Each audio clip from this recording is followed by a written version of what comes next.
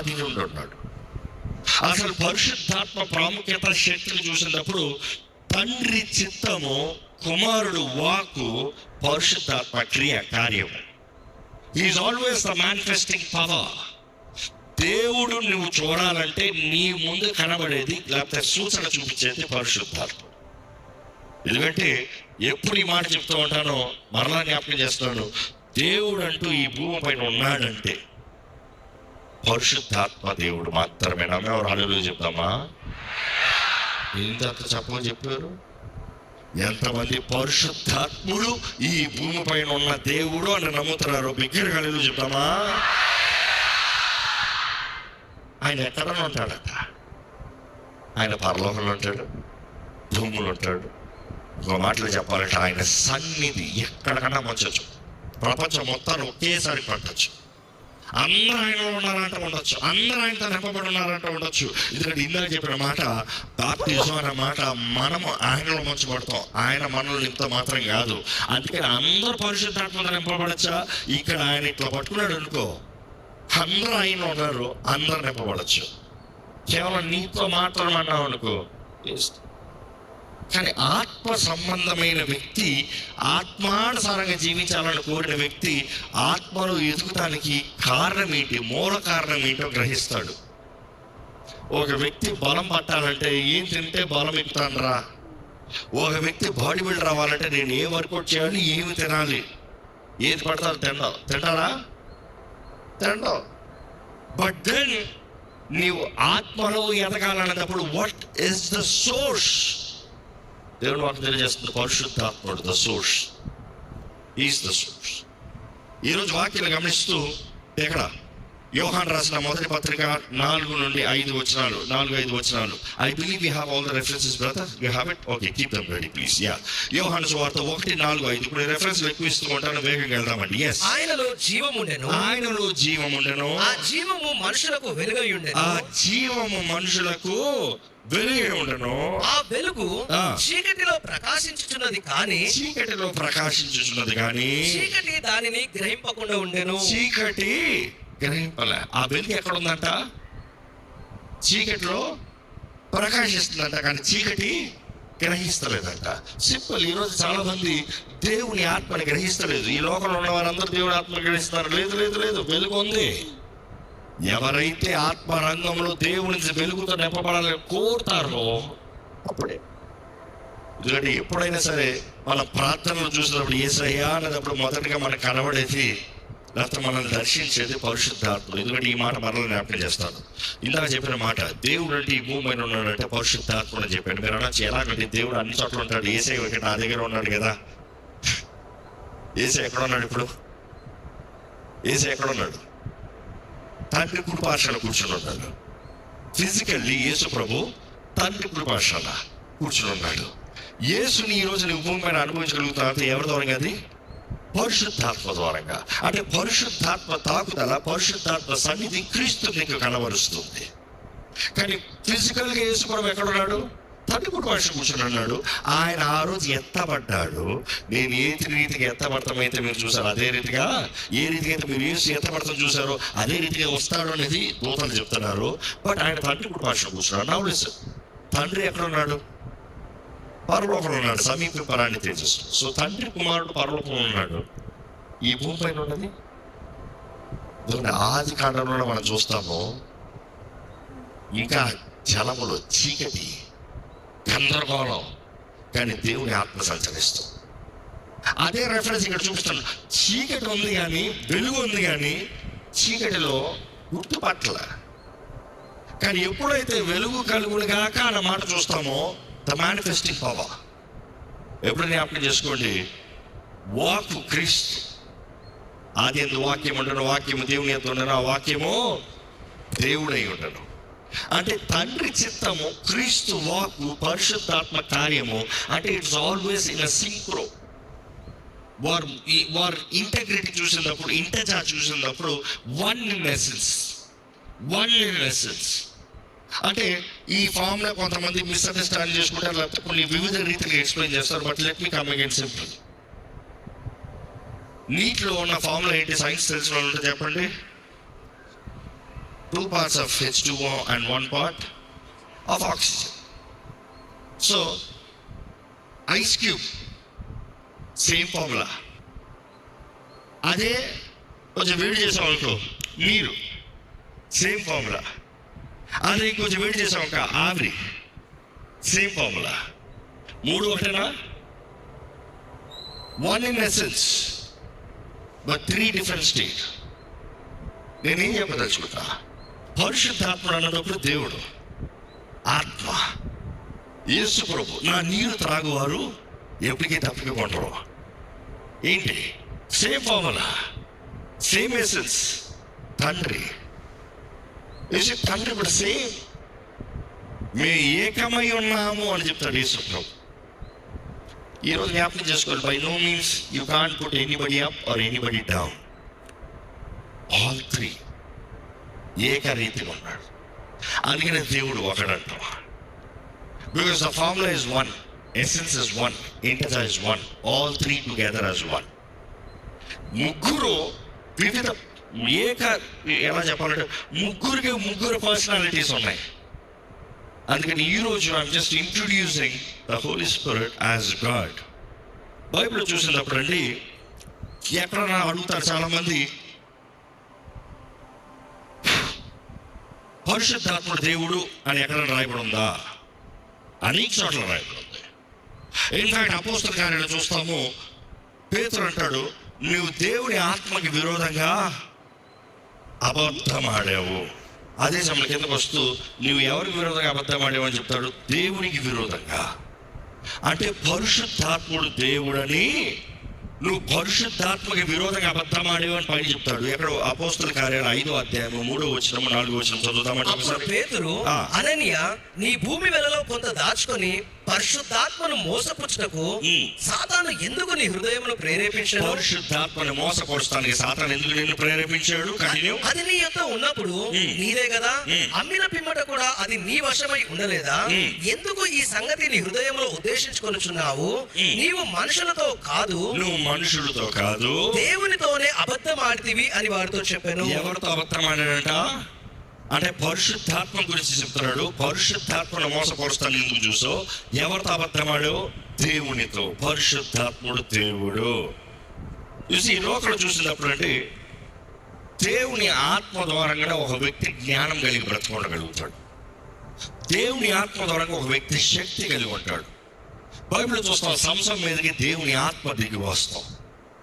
మోషే మీద దేవుని ఆత్మ, యెహోషువ మీద దేవుని ఆత్మ, ప్రవక్తల మీద దేవుని ఆత్మ. దేవుని ఆత్మ దిగి వచ్చినప్పుడు there is wisdom, there is knowledge, there is understanding. Repent conference first day మనం ధ్యానిస్తూ వచ్చాము. దేవుని 7 ఆత్మలు చెప్తాము, లేకపోతే 7 ఆత్మలు ఒకటిగా 7 వర్క్స్, 7 భాగాలు లేకపోతే 7 క్రియలు పరిశుద్ధాత్ముడు మన జీవితాలు జరిగించేది. ఎక్కడ జ్ఞాపకం ఉందా? యెషయా గ్రంథం ఒకసారి చెప్తామా వేగంగా? 11వ అధ్యాయము 2వ వచనం చదువుదామండి. యెహోవా ఆత్మ జ్ఞాన వివేకములకు ఆధారమగు ఆత్మ,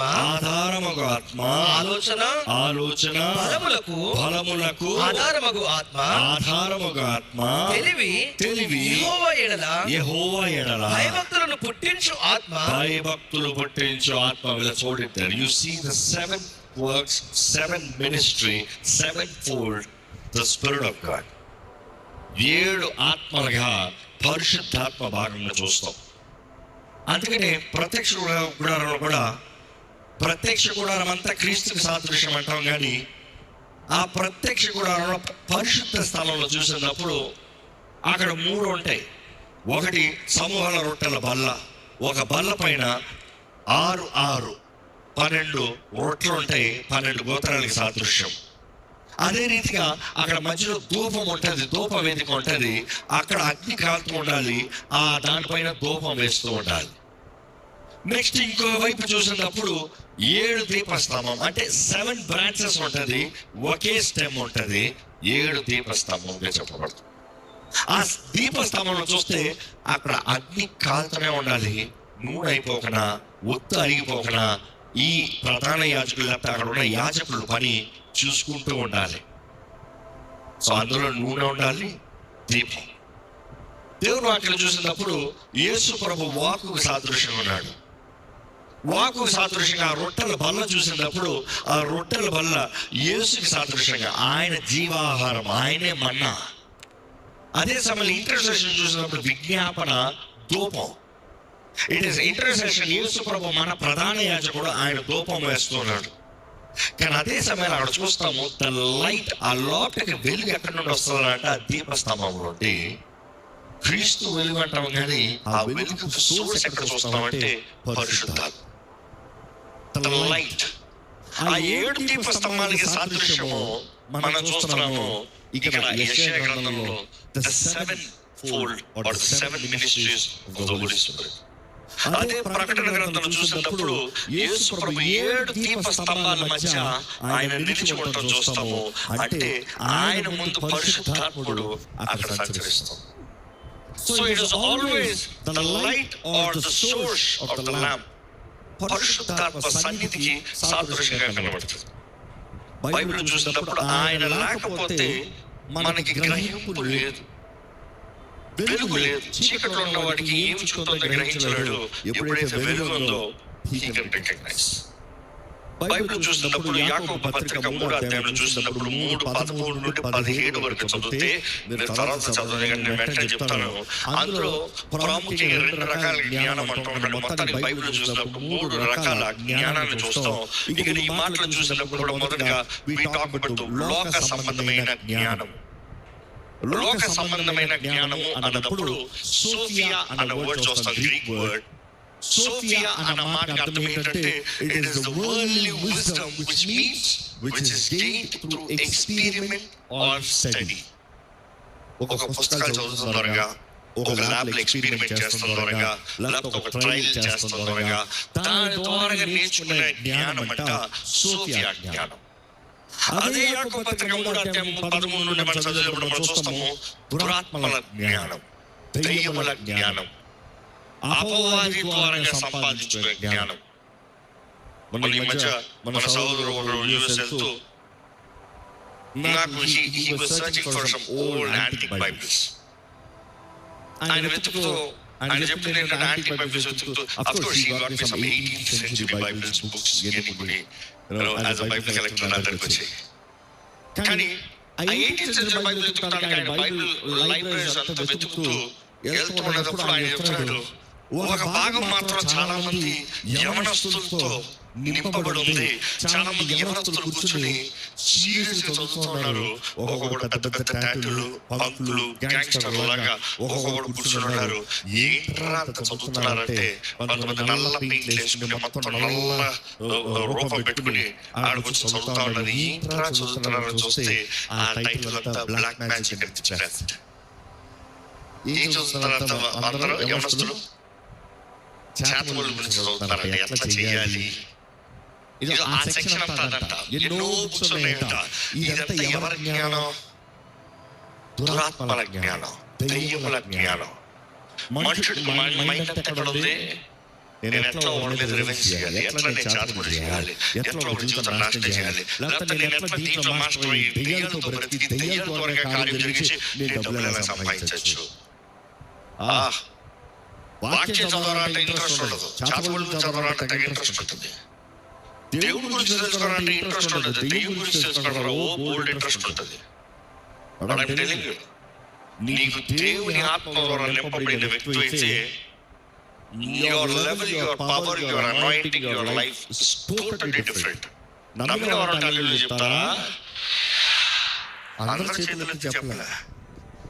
హల్లెలూయా చెప్తారా? చేతులెత్తి చెప్పాల్సిన అవసరం లేదు. హల్లెలూయా అన్న ప్రతిసారి హల్లెలూయావే. ఈ మాట చెప్పాలంటే గంభీరంగా ఆర్భాటంగా చేసేది హలాల్. హలాల్ is always with an expression of జీవితము, కాల్చడము, ఎగురుతాము, ఏదో వైబ్రెంట్ ఎగ్జిబిరెంట్ ప్రైజ్. అందుకని కనీసం చేయిస్తామన్నమాట. సో కేవలం నోటి మాటతో చెప్పేది కాదు. ఎక్కడ నిజంగా హల్లెలూయా చెప్తామా? There you go, wonderful.